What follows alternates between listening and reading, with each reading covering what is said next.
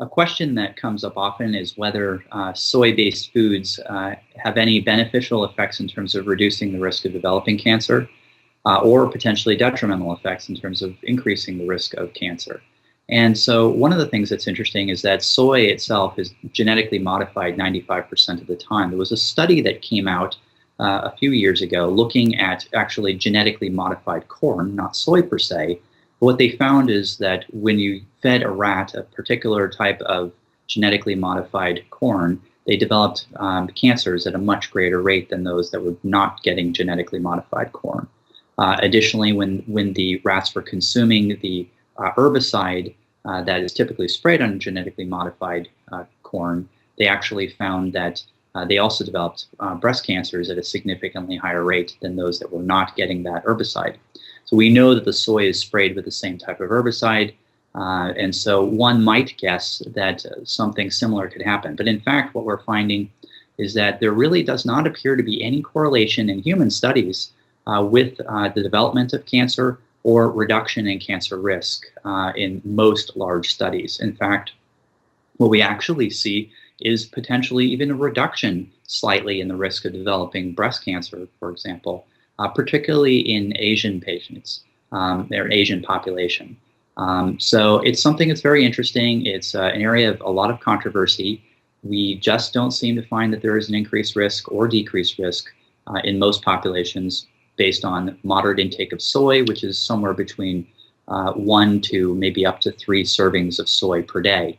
Now that's taking whole food versions of soy like tofu, edamame, and soy milk. We're not talking about the extract versions of soy that are often found in things such as soy burgers and soy hot dogs and soy protein powders.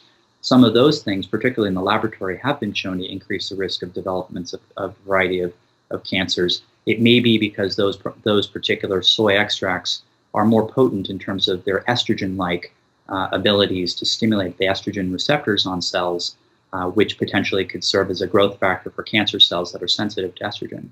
So interesting. There have been studies looking also at populations of ladies who have had breast cancer and they're breast cancer survivors who then are basically soy consumers versus less soy consumers. And they found actually that in that population of people who consumed greater quantities of soy, even though they were counseled to not consume large quantities of soy, had actually a lower risk of developing a breast cancer recurrence. So it seemed like maybe it was protective in that regard for that. But that is typically was in an Asian population, and there have been some follow-on studies of that. So we're still learning more about this. It's an area of controversy. In terms of prostate cancer patients, soy seems to actually potentially slow the rise of the PSA, which is the blood test looking at prostate cancers. That may or may not correlate with growth of the cancer in terms of slowing the growth down. It's something of controversy. It's an area that's of active research. My answer is basically soy does not appear to increase or significantly decrease the risk of breast cancer or other cancers. So I think it's relatively safe in the standard quantities that people would be having, somewhere between 1 to 3 servings per day.